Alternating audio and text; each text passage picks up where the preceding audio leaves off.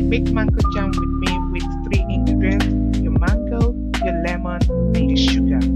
So, in addition, you need a pan where you're going to cook your mangoes in. So, once you have your mangoes, peel them.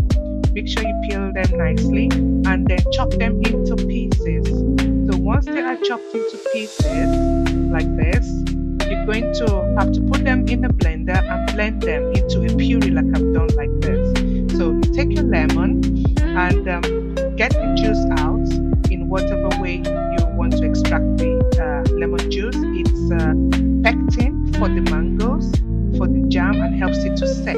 So I'm using one lemon in this situation, which I'm extracting the juice out. And now the second piece, so I'm getting out of this lemon, just the juice from a piece of lemon. So once this is done, you take your mango, put it in the pan, add your sugar, and add your lemon. So that's your lemon juice added into your mango. Start to stir. It's going to boil. Keep stirring and stirring on the heat. It starts to boil now. You can see it forming bubbles, but keep stirring until you have it thickened like this to a certain point. Then I do the test on a cold plate. I put a piece of the mango in and then watch if it has set. Once it has set, then you can put it in your sterilized jars. Make sure you sterilize and wash your jars and sterilize them before adding your mango into them. And then once you have added them into them, clean them and put a date on it. I close it. I tend to put like 2 months. It can last about 2 months, thereabouts, in the fridge or at room temperature. And there you have your mango jam.